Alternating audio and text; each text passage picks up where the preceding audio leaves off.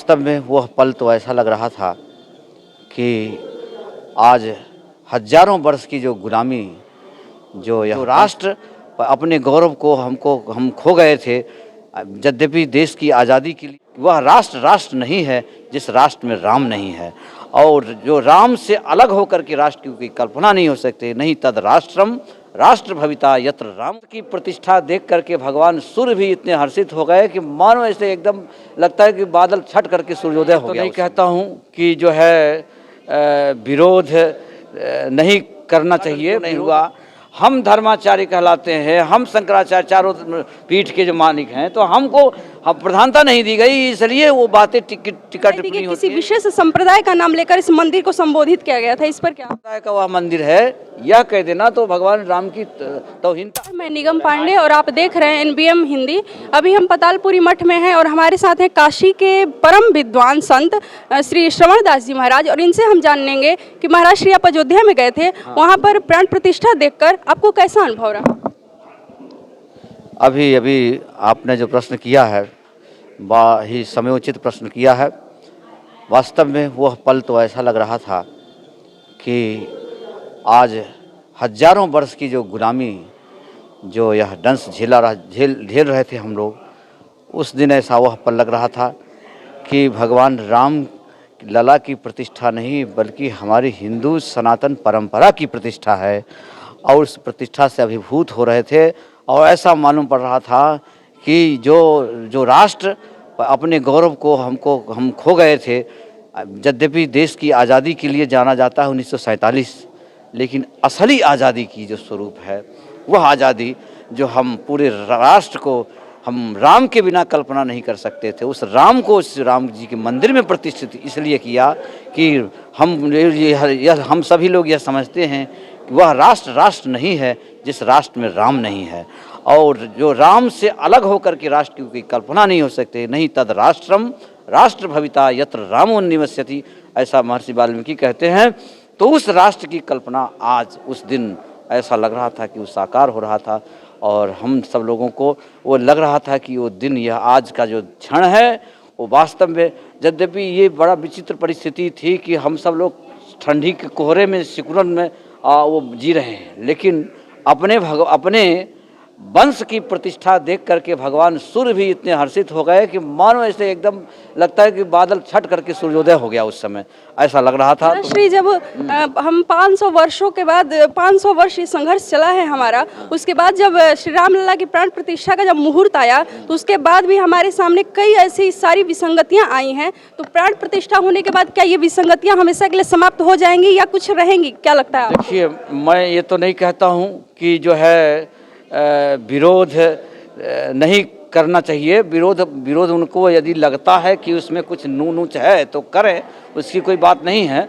लेकिन यह बात निश्चित रूप से है कि वो विरोध में कोई ऐसा वास्तविक तथ्य नहीं दिखता जिससे वो विरोध कर रहे हैं।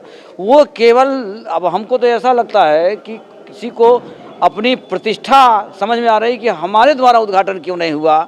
हम धर्माचार्य कहलाते हैं, हम शंकराचार्य चारों पीठ के जो मालिक हैं, तो हमको प्रधानता नहीं दी गई, इसलिए वो बातें टिकट टिप्पणी होती है। एक बार मोदी जी यदि इस बात का विमर्श करके कह दें कि महाराज जी आपके माध्यम से ही यह प्रतिष्ठा होगी, तो शायद यह विवाद बिल्कुल। और बीच में महाराज जी ऐसी भी बात हमें सुनने में आई थी कि किसी विशेष संप्रदाय का नाम लेकर इस मंदिर को संबोधित किया गया था, इस पर क्या आपका विचार है? अब ये कहना तो मैंने बहुत उचित समयोचित नहीं है, इसलिए कि मैं भगवान राम को, भगवान राम रामानंद संप्रदाय की आराध्य है, यह बात युक्त संगत है।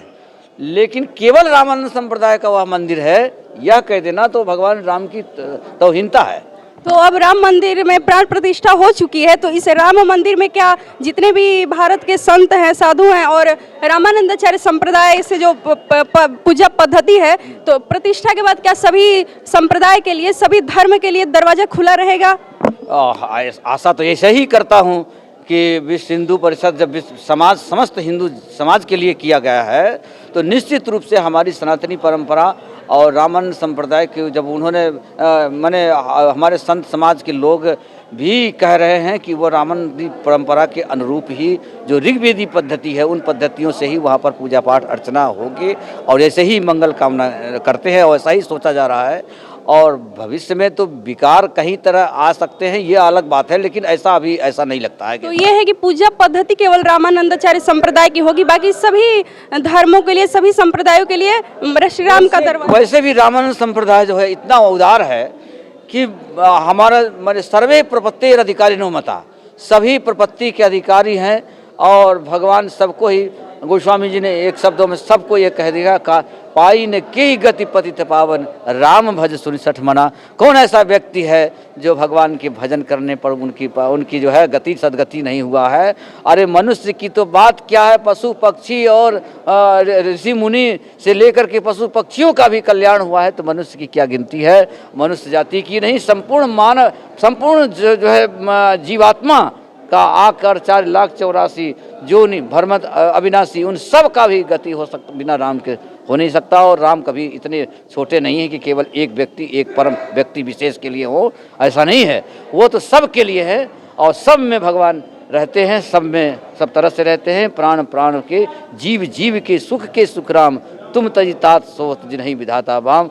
जिसको वो बिल्कुल एक प्रकार से वो अलग होगा तभी ऐसा माने जो नास्तिक होगा उन्हें ही अच्छा नहीं लगेगा, नहीं तो उमावधवासी नारिक नर वृद्ध अरुबाल प्राणों ते प्रिय लागत सबका हूँ राम कृपाल। तो महाराज श्री अपने श्री राम मंदिर अयोध्या में प्राण प्रतिष्ठा देखी, उसके बाद पतालपुरी मठ में अभी आप हैं जहाँ पर प्राण प्रतिष्ठा हो चुकी है भगवान की। यहाँ पर आपने यहाँ आकर क्या शुभाशीष दिया? अब ये तो आपने सुना ही होगा अभी कि हमने जो बात विचार जो कहा कि बालक दास जी महाराज अपने जो वह जो समय का अनुभव करके मैं यह अनुभव करता हूँ कि यह गोस्वामी जी ने अपने गुरु जी की वंदना किया था। बंदों कृपा सिंध नर रूप हरि मोह तम पुंज जास बचन रवि कर निकर। तो वह ये यहाँ के जो महाराज जी हैं वो हमेशा ऐतिहासिक कार्य करते रहे हैं और इस बार भी उन्होंने वही ऐतिहासिक कार्य को दोहराया है। तो इस पर आप महाराज जी के लिए क्या? महाराज जी बहुत साधुवाद के पात्र हैं और बड़े ही मैंने पहले अपने को इस तरह बनाया उन्होंने, इसलिए बनाया है और निश्चित रूप से वो आगे बढ़ रहे हैं। भगवान को विश्वनाथ जी वैसे ही इस तरह से बढ़ाते रहे, यही मंगल कामना है। जय श्री सीताराम।